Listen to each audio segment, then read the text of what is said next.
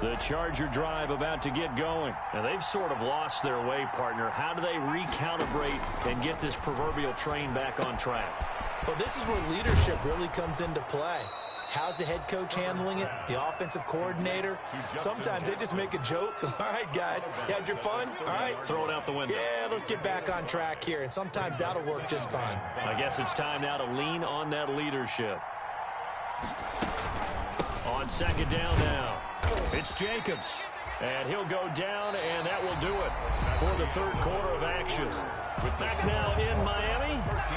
It's Charger football, but they trail here as we get going in quarter number 4. Herbert on third down now. This is caught by Jackson.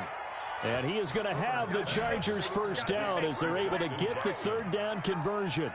Excellent play there on third down. Give them 25 yards. So now first and 10 as they've crossed into Miami territory at the 43.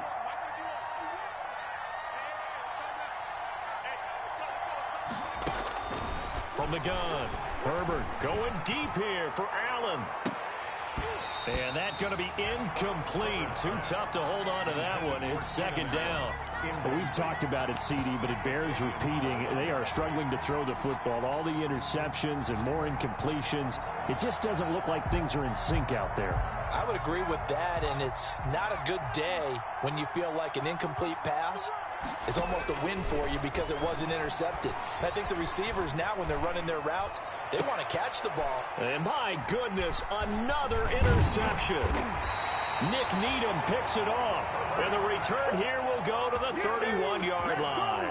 And you have to wonder, Charles, a game like this, 5 interceptions, what does this do to the psyche of a young quarterback? Well, based on the fact that he's still out there and he threw a 5th interception, I'm wondering if his head coach believes that he's really strong mentally and wants him to play through it. Because otherwise, you need to get him out and fight another day because this could leave lasting damage if he keeps throwing interceptions. And he will take it in for a Dolphins touchdown. Matt Breida, his second touchdown of the afternoon. And the Dolphins are able to extend that advantage. Well, I guess when you look back on it, it was just a matter of time until he popped a big one like that. And, you know, at halftime, you and I discussed it. They had done a nice job on him in the first half. But there were a couple of occasions where it felt like he might wiggle out of traffic and take it to the house. Finally here in the second half, that got done.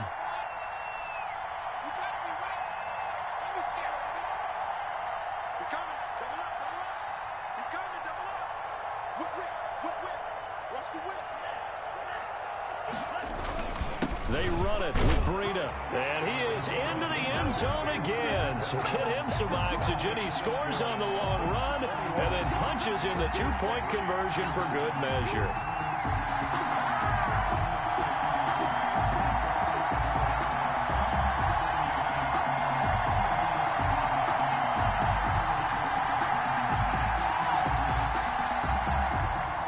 Jason Sanders to kick off for Miami.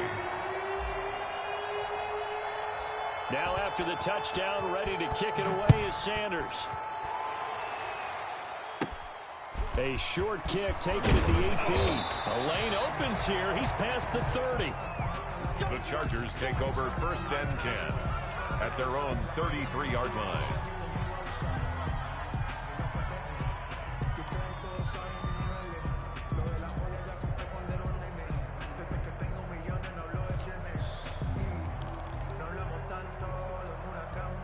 The Charger drive about to get going. And in enemy territory last time through the interception. We'll see what they do on this drive.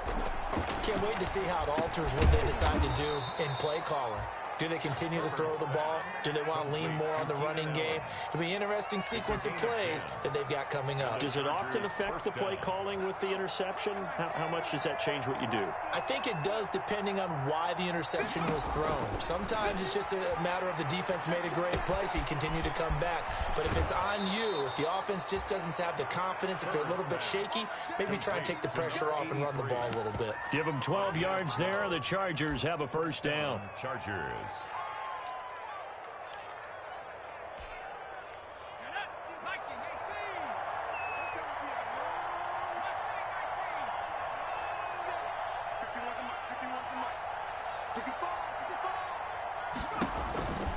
operating from the gun. Herbert. This complete to Henry over the middle.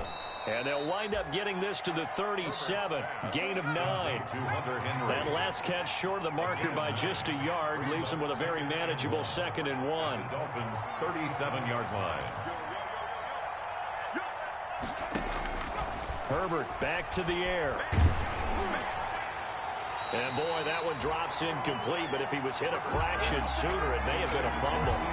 As a defensive back, you have some weapons at your disposal that we don't often talk about, and you can read the receiver's eyes, you can read his hands, and you know that the arrival of the ball is imminent, and that allows you to make a play on it, and oftentimes knock it away.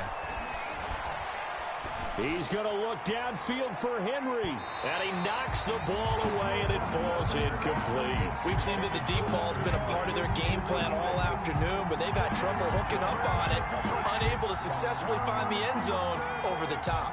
All right, they're going to try and keep hope alive here on 4th down. They're going for it. Oh, he tried to pitch it, and the ball's loose. And this is picked up by the Dolphins. And they're not able to convert on 4th down. And with that kind of a deficit, you can't afford to make any kind of mistakes. But it's been pretty symptomatic of what we've seen all game with them, isn't it? Down this big in the fourth quarter. You'd say an afternoon to forget, absolutely. They'll start on the ground with Breida. Trying to bounce it outside, but he's only able to get it back to the line of scrimmage. Brought down right at. He was brought down by Michael Davis.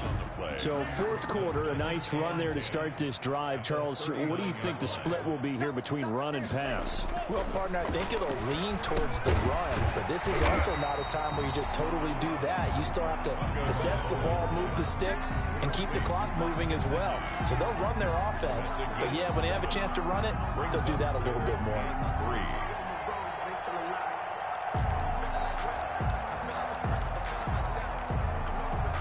The Dolphins on 3rd down. They've converted just 2 for 6 thus far. Here it's 3rd and 3.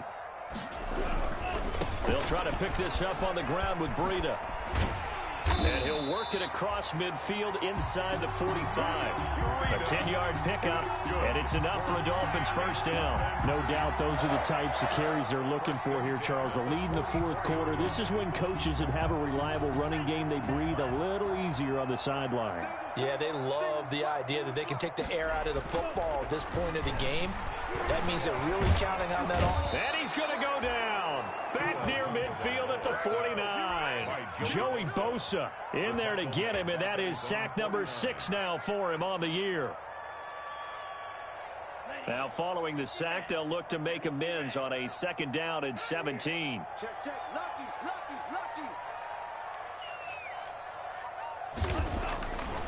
Tua going to throw. Oh, and Tua going to be intercepted for the 3rd time. Picked off around the 37. And they take possession of the football and have it at the 36-yard line. Over 1st and 10 at their own 36-yard line. The Charger drive about to get going. The interception was a good starting point, but still a huge hill to climb with his 3-score deficit. And time fading.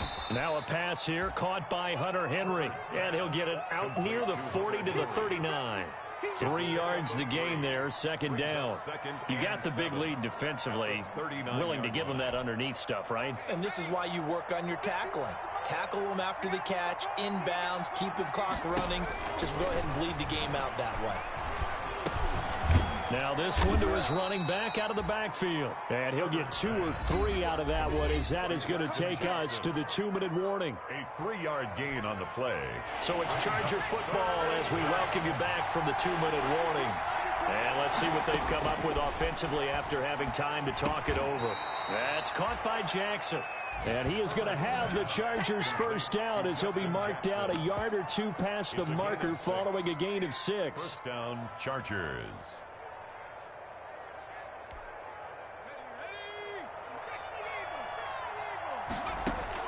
Herbert on 1st down now. And a quick throw here, that's complete. They showed off the athletic juke. Good little gain there, not a whole lot of real estate. but a nice carry. 8 yards on the pickup. One thing you're hoping for when you run drag routes, you're able to hit a receiver in stride, and he can pick up a lot of yardage after the catch.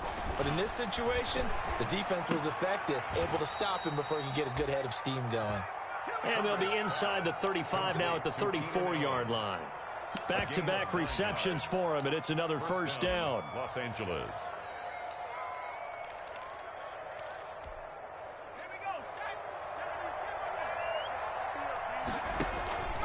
Herbert throwing again. And he's going to go down. They get to him back at the 40. Christian Wilkins. Credit him with a sack, and it goes as a loss of 6. Work to be done here on 2nd and 16 after the sack. A shotgun snap for Herbert. And he's got his man out of the backfield. That's complete. Herbert's pass. They get 11 back on that one. It leads to 3rd down. It's a gain of 11, and it's 3rd down. So a victory here for the Miami Dolphins, and they were buoyed, Charles, by a big second half to put this one on ice.